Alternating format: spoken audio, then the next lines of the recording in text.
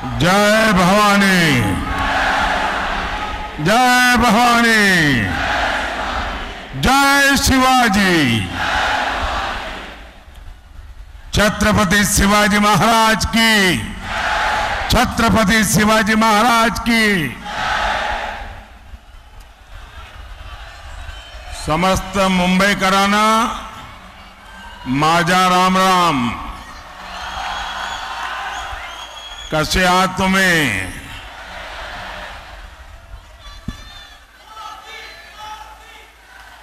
आप सभी हमें आशीर्वाद देने आए हैं। मैं आपका हृदय से बहुत बहुत आभार व्यक्त करता हूं। साथियों, मुंबई ये शहर सिर्फ सपने नहीं देखता, मुंबई सपनों को जीता है।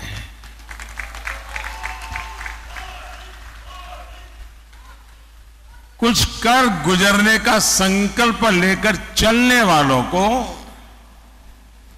मुंबई ने कभी निराश नहीं किया है। इस ड्रीम सिटी में मैं आपसे 2047 के ड्रीम को लेकर के आया हूं।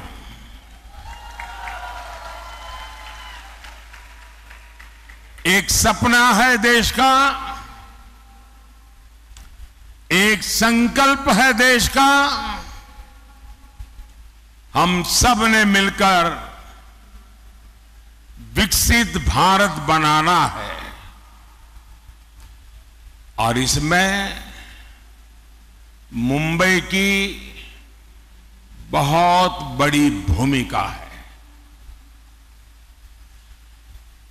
साथियों, आप मुंबई के लोग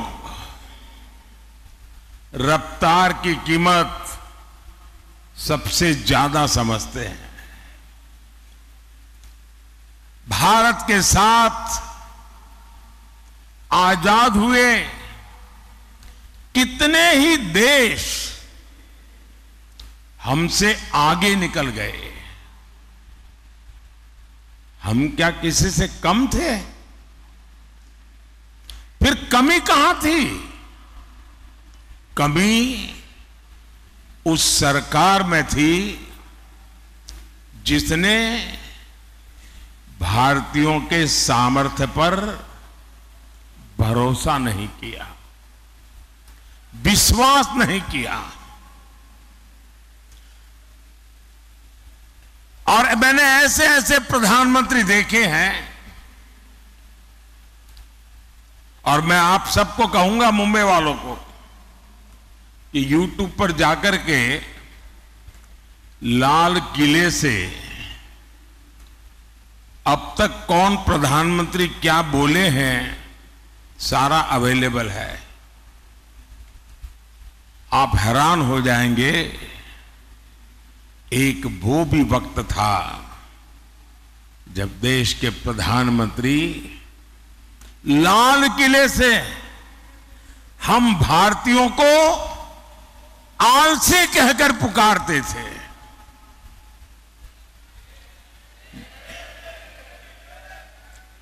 जिन सरकारों की सोच ऐसी रही हो,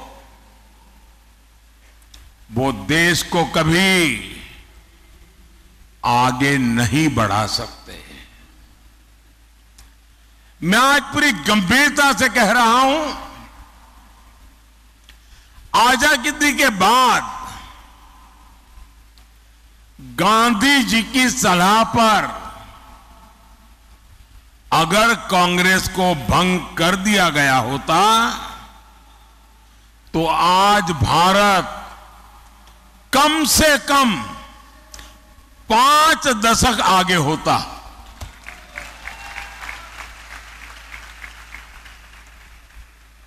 आजादी के बाद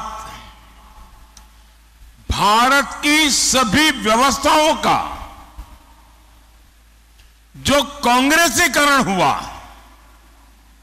उसने देश के 5 दशक बर्बाद किए हैं। साथियों, देश आजाद हुआ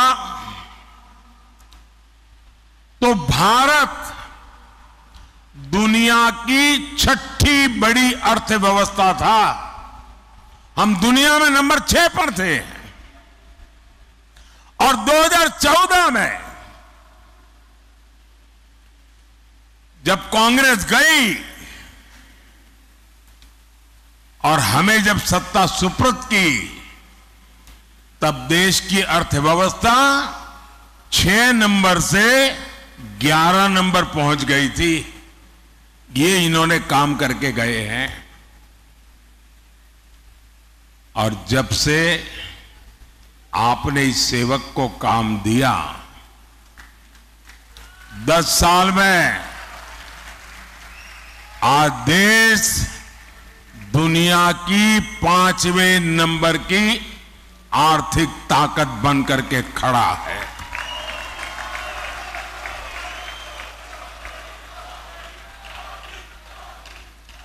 आज भारत में, मुंबई में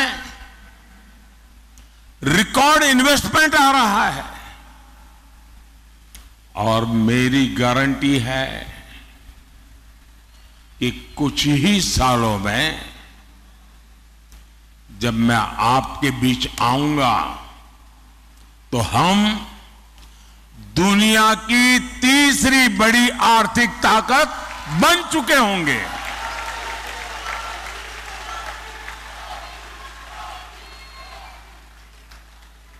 और मैं आपको भी गारंटी देने आया हूं और मैं आपके बच्चों के लिए विश्वास लेकर के आया हूं। मैं आपको विकसित भारत देकर जाने वाला हूं।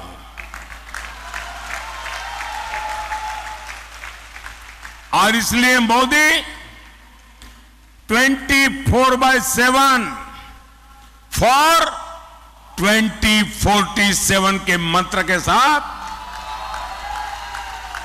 हर पल आपके नाम, हर पल देश के नाम जी जान से जुटा है। साथियों, कुछ लोग कहते हैं कि मोदी जो ये कहता है वो असंभव है। निराशा की गर्त में डूबे हुए लोग, उनमें आशा का संचार करना लोहे के चने चबाने का काम होता है। और इसलिए निराशा को पाल करके बैठे हुए लोग हर पल, हर चीज असंभव ही अनुभव करते हैं। ये वो लोग हैं जिनको लगता था राम मंदिर भी उनको असंभव लगता था।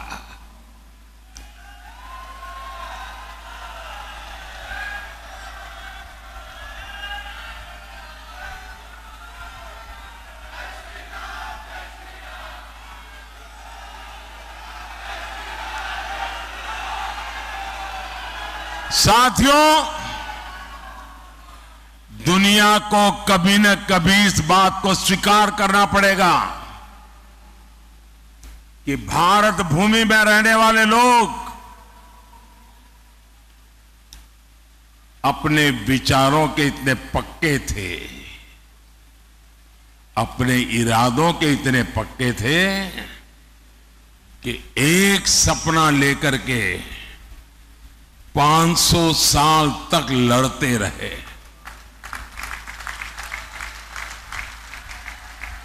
ये छोटा इतिहास नहीं है। 500 साल का अविरत संघर्ष, अनेक पीढ़ियों का संघर्ष, लाखों लोगों का बलिदान, और 500 साल तक संजोया हुआ सपना आज रामलला भव्य मंदिर में विराजमान है।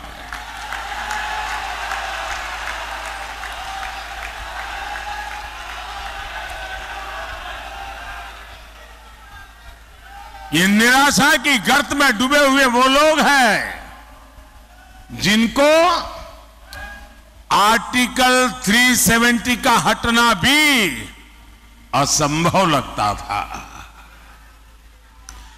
आज हमारी आंखों के सामने आर्टिकल 370 की जो दीवार थी ना, उस दीवार को मैंने कब्रिस्तान में गाड़ दिया है।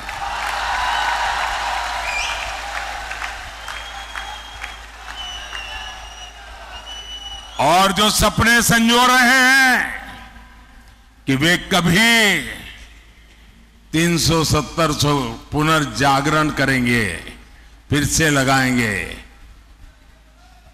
वो कान खोल करके सुन ले। ये विरासत मामूली विरासत नहीं है। दुनिया की कोई ताकत दोबारा 370 नहीं ला सकती है।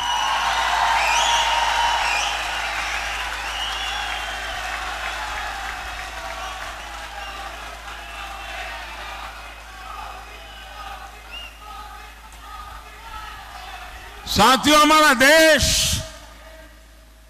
दशकों तक सीरियल बम धमाकों से लहूलुहान होता रहा। आतंकी हमलों से मां भारती का सीना चीर दिया जाता था। मुंबई जैसे हमारे शहर थर्राते रहते थे। एक ही गूंज सुनाई देती थी कि कहीं कोई लावारिस चीज दिखाई दे तो पुलिस को जानकारी देना। एयरपोर्ट जाओ, स्टेशन पर जाओ, हर जगह पे लिखा रहता है लावारिस चीज को हाथ पर लगाना, लावारिस चीज से चौकन्ना रहना। 10 साल हो गए, सुना है क्या? सब बंद हो गया कि नहीं होगा? ये इनको असंभव लगता था। और अभी राज बता रहे थे 3 तलाक। देश की संसद ने 3 तलाक को ही तलाक तलाक तलाक कह दिया।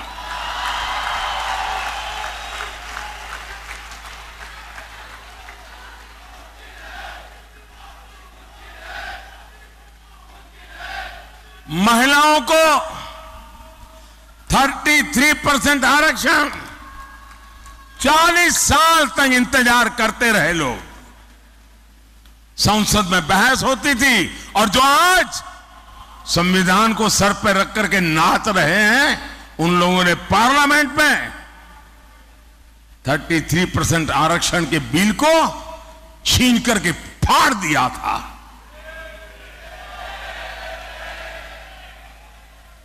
इन सब की छाती पे बैठ करके आरक्षण हुआ कि नहीं हुआ?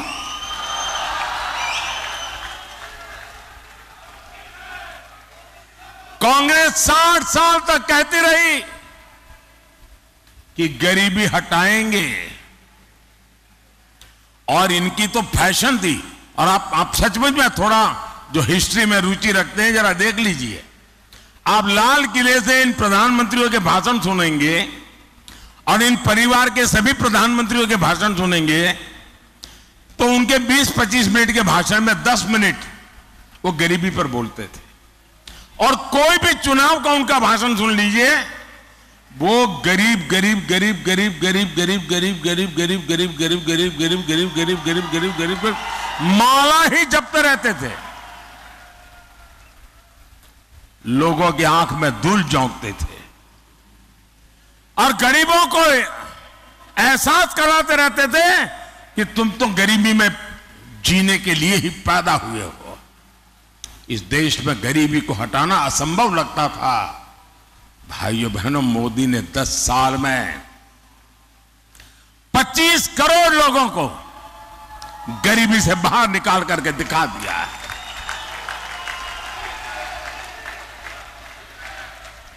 जो असंभव लगता था वो संभव हुआ कि नहीं हुआ? संभव हुआ कि नहीं हुआ? ये किसने संभव बनाया? ये किसने संभव बनाया? ये किसने संभव बनाया? कौन सी ताकत है जिसने ये किया है? ये कौन सी ताकत है? मोदी नहीं, ये आपके वोट की ताकत है ना, इसके कारण हुआ। ये आपके वोट का सामर्थ्य है। और इसलिए मैं, जो अपने बच्चों का उज्जवल भविष्य चाहते हैं, जो शांति और सुरक्षा चाहते हैं, जो विकास के अनगिनत अवसर चाहते हैं, जो भारत को विश्व में माथा ऊंचा करके जीने वाला देश के रूप में देखना चाहते हैं, ऐसे हर नागरिक को कहता हूं, जरा घर से बाहर निकलिए और अपने वोट का उपयोग कीजिए।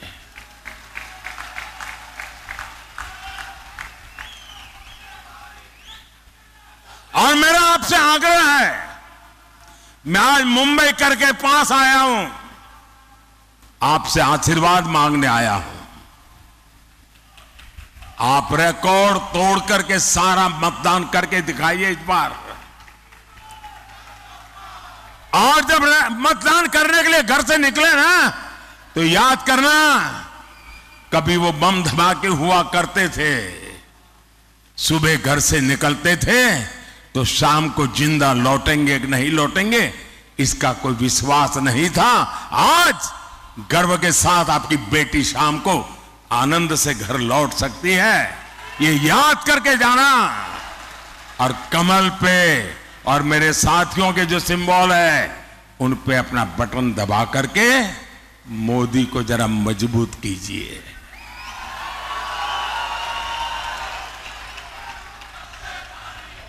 आपका एक वोट राष्ट्र हित में बड़े फैसलों का आधार बना है, और इसलिए एक एक वोट जरूरी है। साथियों, इन लोगों ने जब जनादेश चुराकर सरकार बनाई, मैं महाराष्ट्र की बात कर रहा हूं, जनादेश को चुराकर सरकार बनाई, तो विकास कार्यों से भी अपनी दुश्मनी निकाली। बुलेट ट्रेन का काम हो, मुंबई मेट्रो का काम हो, डेडिकेटेड फ्रेट कॉरिडोर हो, जेएनपीटी में कंटेनर टर्मिनल का काम हो, मुंबई से जुड़े हर बड़े प्रोजेक्ट को इन्होंने लटकाया, अटकाया और भटकाया। ये मुंबई के लोगों से दुश्मनी निकाल रहे थे। साथियों, मोदी का एक महत्वपूर्ण संकल्प है। मोदी मुंबई को उसका हक लौटाने के लिए आया है।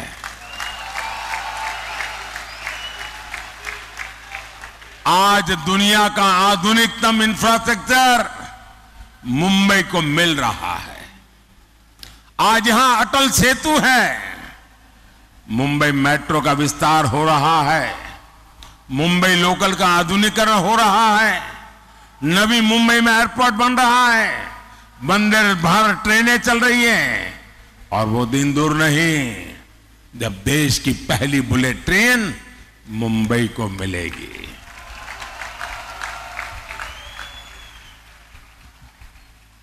साथियों, आगे बढ़ते हुए भारत में एनडीए गठबंधन रोजगार के नए नए सेक्टर्स बना रहा है। पिछले 10 साल में भारत में 1.25 लाख से ज्यादा नए स्टार्टअप बने हैं। 8,000 से अधिक स्टार्टअप्स तो अकेले हमारी मुंबई में है। बीते 10 सालों में भारत मोबाइल मैन्युफैक्चरिंग में दुनिया का दूसरा सबसे बड़ा देश बना है जी। हम कभी मोबाइल फोन इंपोर्ट करते थे, आज हम मोबाइल फोन एक्सपोर्ट कर रहे हैं जी। टेक्नोलॉजी से लेकर टेक्सटाइल तक, टैलेंट से लेकर टूरिज्म तक, स्पेस से लेकर स्पोर्ट्स तक, आने वाले 5 सालों में नौजवानों के लिए असीम अवसरों से भरा भारत दुनिया की नजरों में एक बहुत बड़ी आशा का कारण, विश्वास का कारण बना हुआ है। और इसका बहुत बड़ा फायदा मुंबई के युवाओं को होगा, मुंबई के प्रोफेशनल्स को होगा। हमारी सरकार मातृभाषा में पढ़ाई को भी बहुत महत्व दे रही है। नई नेशनल एजुकेशन पॉलिसी के तहत अब मराठी में भी मेडिकल और इंजीनियरिंग की पढ़ाई संभव होगी। मैंने सुप्रीम कोर्ट से कहा था, मैंने कम से कम आप जजमेंट का ऑपरेटिव पार्ट होता है वो तो उस क्लाइंट की भाषा में दो। ये क्या अंग्रेजी का झंडा लेके घूम रहे हो तुम लोग। और आज सुप्रीम कोर्ट से अगर कोई मराठी भाषी व्यक्ति का केस चल रहा है और उसको जजमेंट का ऑपरेटिव पार्ट मराठी में चाहिए तो मिलना तय हो चुका है। दोस्तों, भाइयों और बहनों, शहरी मिडिल क्लास हो या फिर शहरी गरीब, ईज ऑफ लिविंग ये मोदी की प्राथमिकता है। जो झुग्गियों में रहता है उसको भी आज पक्के घर का भरोसा मिला है। सबके घर का सपना पूरा हो, इसके लिए मोदी सरकार हजारों करोड़ की मदद दे रही है।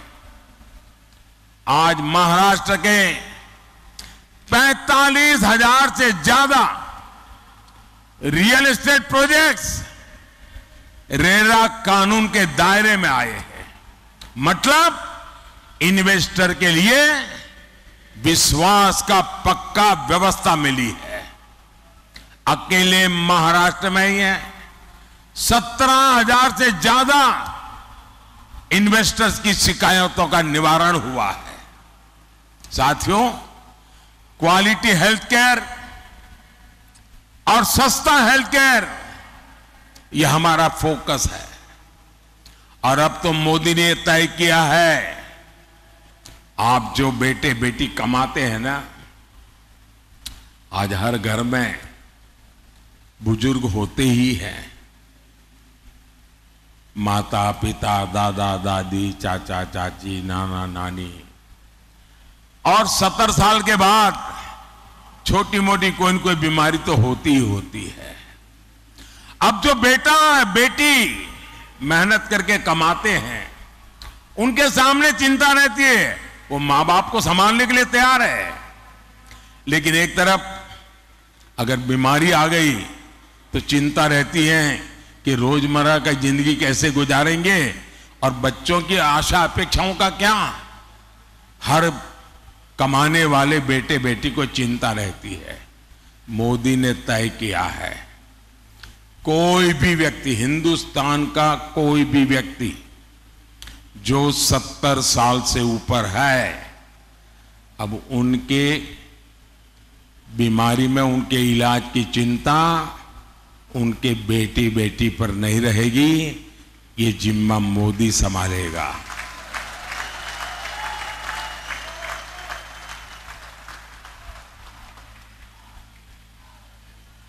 हम जानते हैं मेडिकल इंश्योरेंस कराने में आपको कितनी दिक्कत आती थी। वो भी अब भूल जाइए। अब मोदी आपके बुजुर्ग माता पिता का अस्पताल में इलाज कराएगा और वो भी मुफ्त। भाई और बहनों, 10 साल पहले तक सामान्य गरीब और मिडिल क्लास के लिए बैंक लोन सपना होता था। आज बिना गारंटी का लोन मिल रहा है। पहले फुटपाथ पर रेहड़ी पर काम करने वालों को बैंक के दरवाजे तक जाने की हिम्मत नहीं थी। जिनको कोई नहीं पूछता था, मोदी उनको पूजता है। और मैं हमारे शिंदे जी वगैरह का आभार व्यक्त करता हूं कि एक आध साल पहले मुझे यहां बुलाया था और करीब 1 लाख रेहड़ी पट्टी वाले भाई बहन इकट्ठे हुए थे और उनको हजारों करोड़ रुपया बैंक से लोन मिला था। उनकी पूरी जिंदगी बदल गई। वरना पहले क्या था, रेहड़ी पटरी वालों को साहूकार के प्यास से बहुत महंगे ब्याज में पैसे लेते थे और कारोबार में से ज्यादा पैसा ब्याज में चला जाता था। आज उनको बैंक से लोन मिलता है। और गारंटी कौन देता है? गारंटी मोदी देता है। बिना गारंटी पैसे मिलता है। और ये मेरे रेहड़ी पटरी वाले भाई बहन पाई पाई समय पर चुकता करते हैं। बैंकों पर कोई बोझ नहीं होने देते हैं। साथियों, मोदी के पास 10 साल का रिपोर्ट कार्ड है और 25 साल का रोड मैप भी है। और दूसरी तरफ इंडी गठबंधन वालों के पास क्या है? जितने लोग उतनी बातें, जितने दल उतनी घोषणाएं और जितने दल उतने प्रधानमंत्री। कांग्रेस के माओवादी मैनिफेस्टो में जितनी घोषणाएं हैं, अगर उनका हिसाब लगाएं तो देश दिवालिया हो जाएगा। इनकी नजर हमारे मंदिरों के सोने पर है। इनकी नजर महिलाओं के मंगलसूत्र पर है। इन लोगों ने 50% इनहेरिटेंस टैक्स का आइडिया फ्लॉट किया है। यानी आप अपने बच्चों को अपनी विरासत नहीं दे पाएंगे। आपने कितनी मेहनत करके कितना ही कमाया हो, इकट्ठा किया हो, आधा ये सरकार छीन लेना चाहती है, आपको बच्चों को नहीं देने देगी। ये आपकी प्रॉपर्टी का एक्सरे करके अपने वोट बैंक को, जो वोट जिहाद करते हैं ना, उनको देने के लिए वो निर्णय कर चुके हैं। साथियों, ये इनके इरादे बड़े खतरनाक हैं। कांग्रेस के लिए ये अस्तित्व बचाने की लड़ाई है। वो किसी भी हद तक जा सकती है। साथियों, मुंबई तो भारत का इकोनॉमिक पावर हाउस है। आप देखिए, 10 साल पहले शेयर बाजार कहां था और आज कहां है।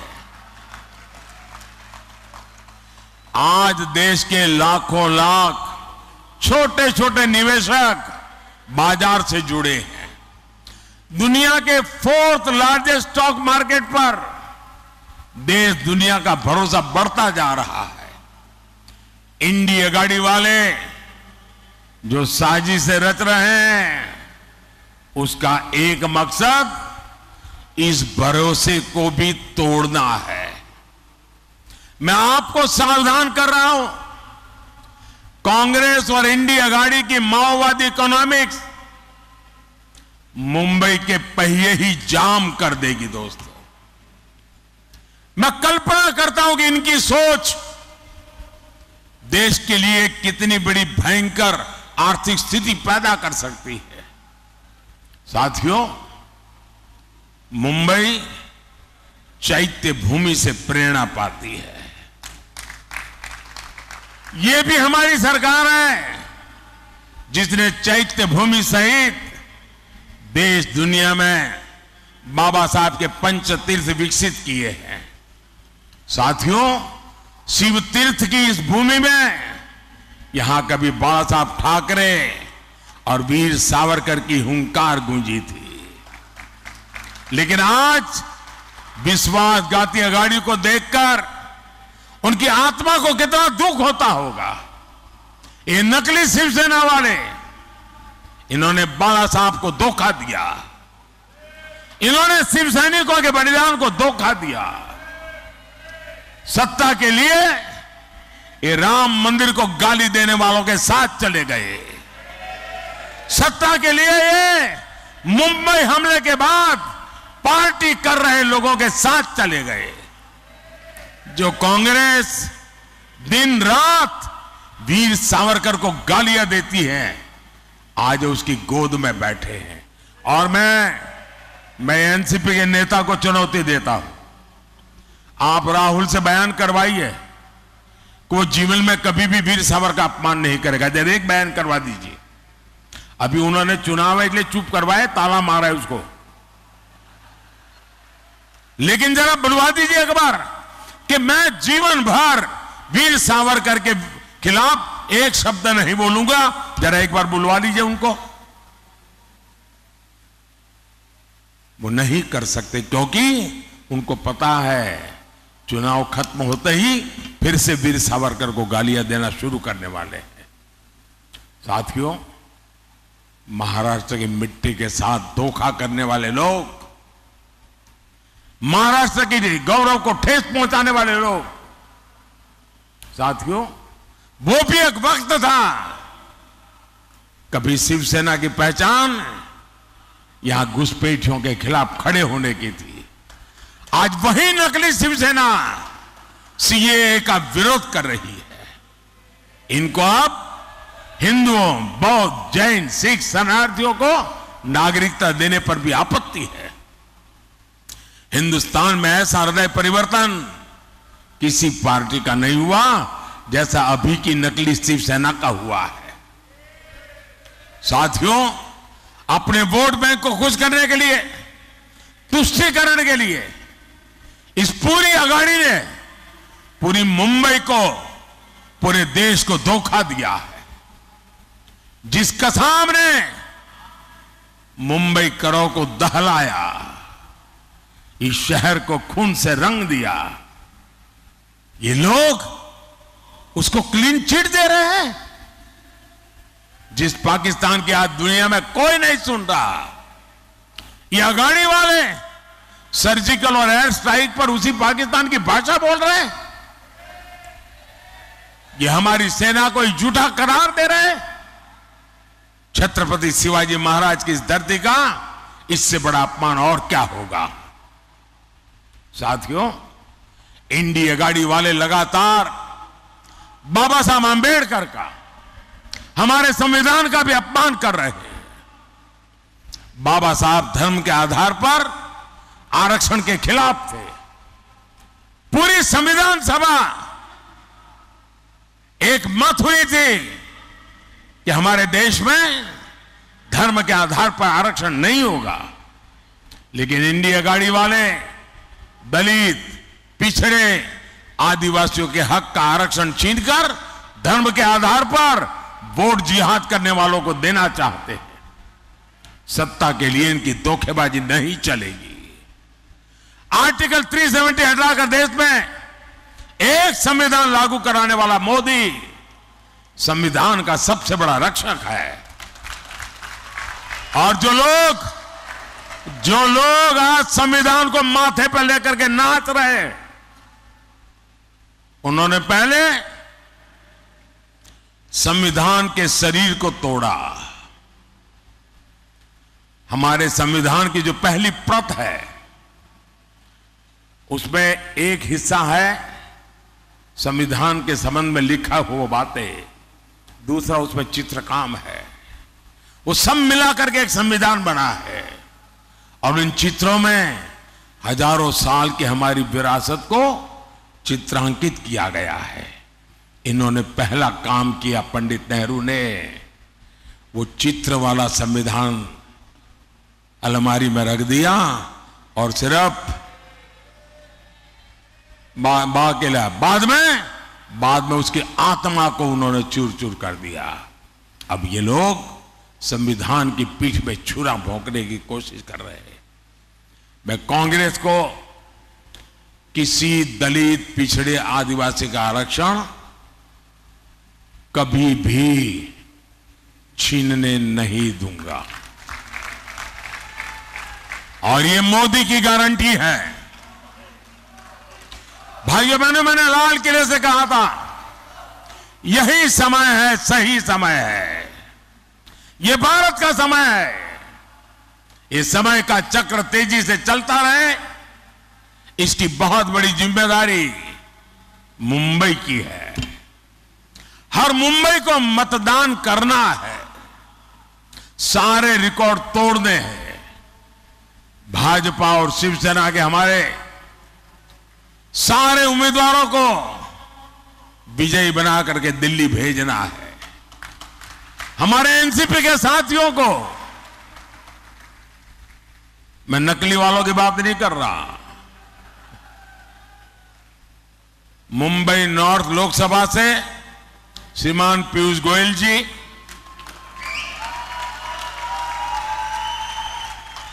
मुंबई नॉर्थ वेस्ट लोकसभा से रविंद्र वायकर जी, मुंबई नॉर्थ ईस्ट लोकसभा से मिहिर कोटेचा जी, मुंबई नॉर्थ सेंट्रल से उज्जवल निगम जी, मुंबई साउथ सेंट्रल से राहुल सोयवाले जी, मुंबई साउथ लोकसभा से श्रीमती यामिनी यादव जी, इन सभी के पक्ष में 20 मई को ज्यादा से ज्यादा मतदान करना है। और जब आपको वोट देंगे ना आप इनको, वो वोट सीधा का सीधा मोदी के खाते में जाएगा।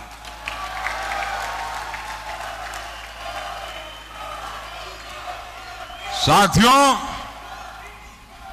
मैं पूरा हिंदुस्तान घूम के आया हूं और मैं विश्वास से कहता हूं इस बार के चुनाव नतीजे पुराने सारे रिकॉर्ड तोड़ने वाले होंगे।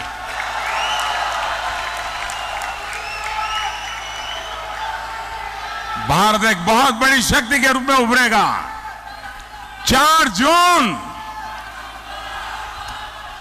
और इसलिए साथियों आप सबका सक्रिय सहयोग, मेरे साथ बोलिए भारत माता की, भारत माता की, भारत माता की। बहुत बहुत धन्यवाद।